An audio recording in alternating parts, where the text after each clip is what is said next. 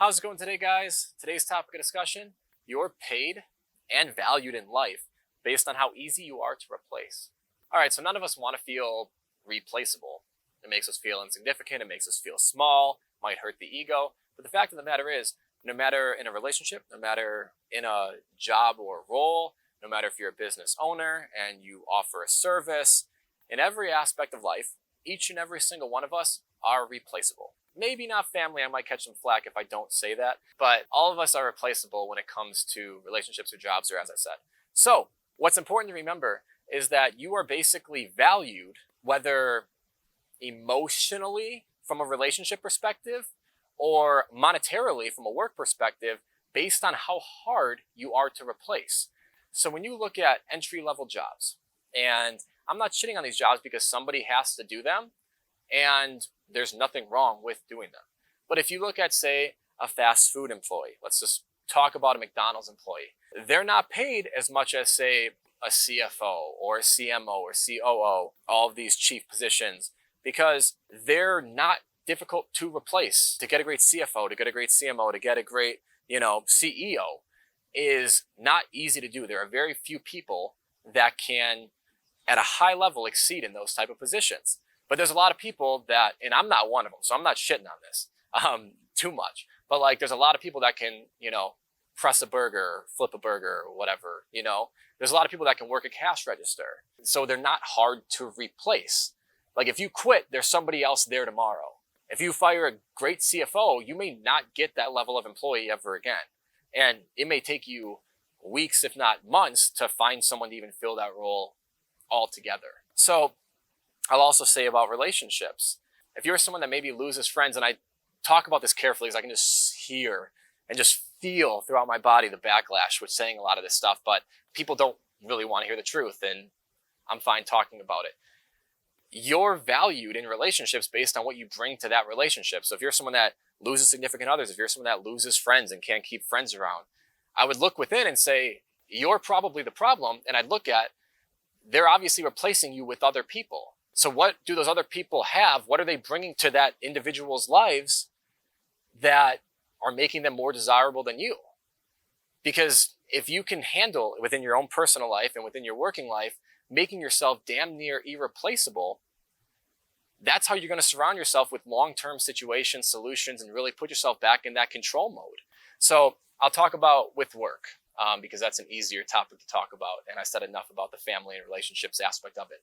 But with work, as I said, are paid strictly on how hard you are to replace. So the more value that you bring in the workplace, one, the more money that you're going to make, but two, the less likelihood that they're going to ever let you go because they know it's going to be difficult to replace you. So I'm going to hit you with, this was 20-year-old me thinking. It might have been 19 even. I was 19 at the time. It was my first real accountant job. I worked directly under the CFO. And there are certain tasks within accounting, like with any profession, I'm sure, that are the most desirable tasks that everybody wants to do, that are the most fun, and so on and so forth.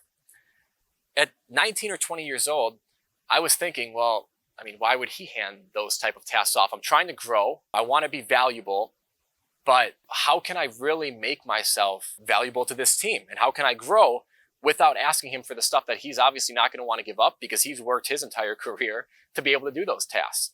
So I went the exact opposite route and thought, if I ask him and if I take on all of the shit he doesn't want to do, like, give me the shittiest tasks. One, I would be growing because I would be learning a lot more. I would have the opportunity to, now I'm getting new work, getting new tasks. So I'm able to, grow, level up, earn more, accomplish more, have more on the resume. So I'm doing a lot more. But also in the same breath, I'm making myself pretty unexpandable. Because if I'm taking on all the tasks that he doesn't want to take on and that he doesn't want to do day to day, if I had to be replaced, somebody replacing me probably wouldn't want to do either, or would be very pessimistic about taking it on. That's going to make me pretty valuable. So that's exactly what I did. At 19, 20 years old, I went up to the CFO of the company I was working at and said exactly like I put it before. Give me, what are the tasks that you don't like to do the most? And it was more in a conversation setting, actually. It wasn't even, me trying to get them at first. back of my mind, but I didn't open it like that. And he was like, man, this stuff, like this takes me, 5 days a month end. This is the most time consuming thing. And I let him almost vent. And I went, can I start taking those tasks from you? And he was like, yeah, of course. What do you want to, like, when do you want to start? And we just started going down the list then. Hey, let's start taking those tasks. And now I'm getting great experience. I'm getting paid more and making myself I can't explain the level of valuable that had brought. And we've had these conversations. I've had the conversations with an individual since. So I basically made myself damn near impossible to replace. And trust me, I was still replaceable. I don't work at the company anymore. Neither does the CFO. But at the end of the day, they still hired other people.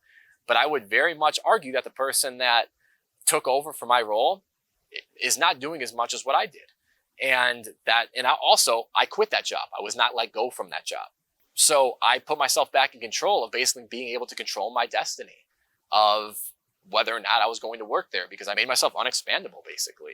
So basically, to recap, you are basically paid and given security at whatever job that you are at based on how difficult you are to replace. And there's really no easier, clearer, or more precise way that I can put that.